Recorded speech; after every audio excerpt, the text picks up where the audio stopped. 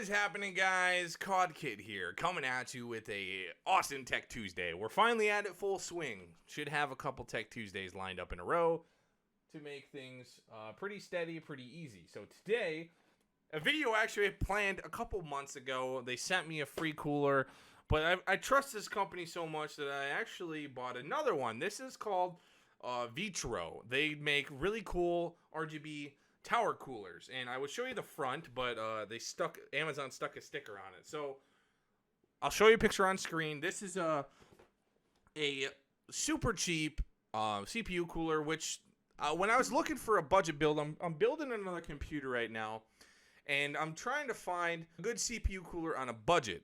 Now, I haven't seen one in a long time.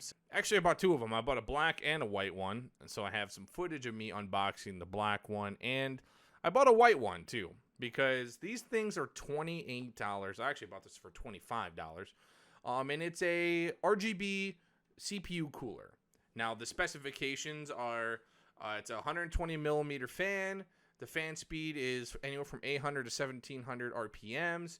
The dBA is apparently 30.8, which we can actually test. 21 to 52 CFM. 3.61 millimeter H2O static pressure. It weighs 761 grams. It's a hydraulic bearing, and it's recommended for a CPU TDP of about 150 watts. So probably something AM4 or AMD or maybe Intel, as they use a decent amount of wattage. It does have a 4-pin, and it also comes with a 5-volt with a synchronization daisy chaining technology, which basically you just plug another RGB cable into and you can use it for Aura Sync or whatever. So Asus, ASRock, and like MSI motherboards. It's used as a 3-pin connector, and it has to be put there as well. Open this up. Pretty flimsy packaging, but I mean it's a CPU cooler, so. Okay, so nice fan. Nice white RGB fan. Mounting kits for AMD. Thermal paste, screws, fan clips, and some instructions, which I've already installed this before, and pretty much like any other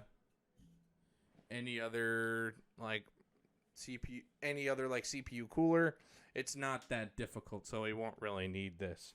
We might need it for specific things like AMD mounting mechanisms and stuff like that. So the fan spins pretty well, looks pretty good for in terms of the white fan aesthetic. It does have like things on the front that indicate which way the airflow goes in. It's not really good looking in this camera, but see, there's a 4-pin where you plug into your power. And then it has a 3-pin RGB and a connector for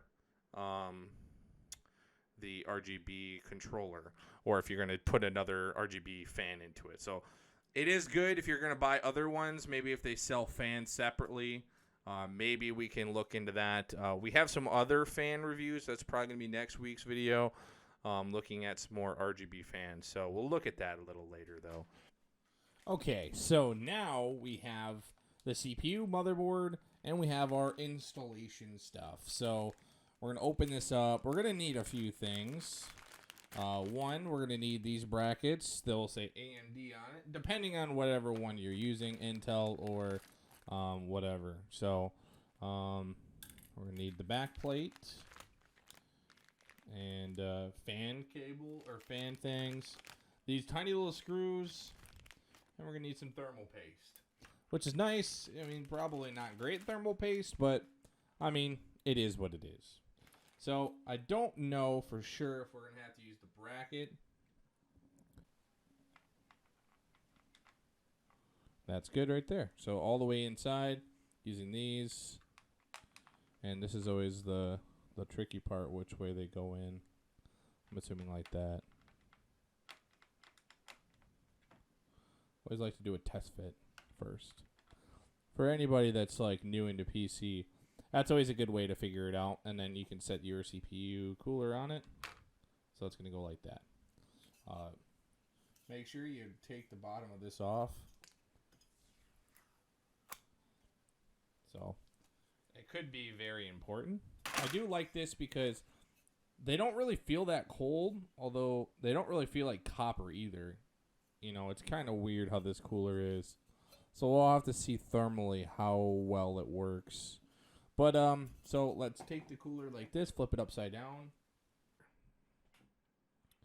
Okay, so when you're screwing these guys on, you're gonna want to make them flip outside, if that makes any sense. That's why you always read the instruction, kids, when you're mounting your CPUs. Your CPU cooler, sorry. Alright, I think we're good this time. Screw one corner in, get it locked. Screw this corner in, get this one locked. Screw this one. Alright, you got it. Alright, let's go to the corner. Keep corner across and screw it.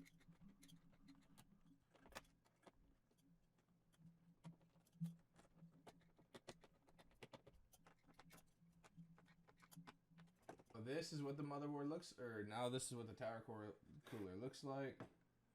Pretty dope, really. We just got to put the fan in, which I'll show you guys how to do next. Alright, so we're back at it. So now we just have to get 2 of these fan things. You can essentially, what we're going to do, we're going to orientate this fan cable right over here. And we're going to stick this in here. Figure out which way we want to put it in. And wrap it around the side here.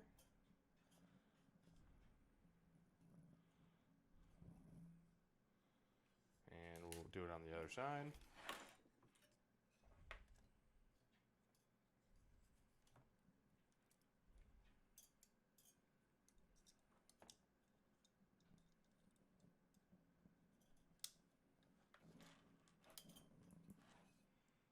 Now this shouldn't move. We can plug this fan cable into the fan header, which is usually right above over here. Like so. Kind of hide the cable. And this RGB cable can go right over here with the other header. Make sure this plugs in the correct way. And we're good.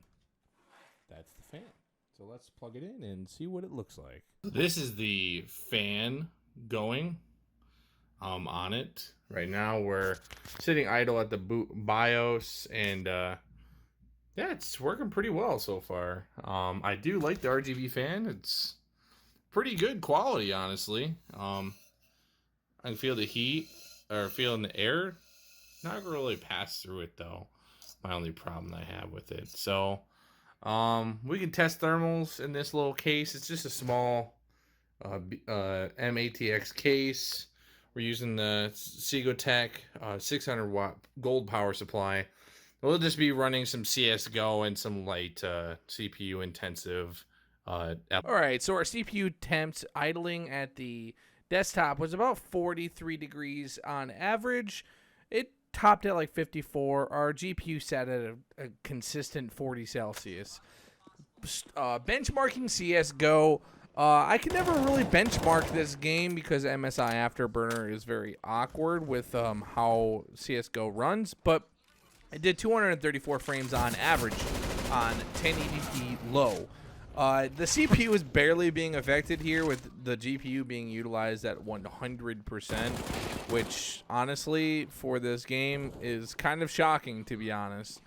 The game running at 1080p low was making the GPU run at 100%. It might just be because the Xbox game bar, but like I said, the MSI Afterburner I could not get working with this game, so I don't have 100% accurate.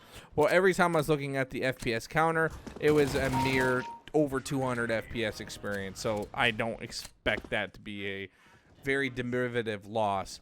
The CPU temps after playing CSGO was about 62 degrees Celsius, which isn't actually too terrible For whatever reason, our CPU temp max was like 72 or 74 degrees Celsius. I turned it down to low for the first time ever, and honestly, I don't really see a huge difference between that. And that's our readings. It was 54 degrees at one point. So in conclusion, basically this CPU cooler is actually pretty good. Warzone at 1080p medium settings with my 980 Founders Edition. This game actually made the CPU only 62 degrees Celsius. I'm getting some more cool tech products in here soon, so I'm really excited to share some things with you guys in the future. So guys, thanks for watching. Subscribe if you want to see more tech products and Tech Tuesdays in the future. See you guys in the next one. Peace out.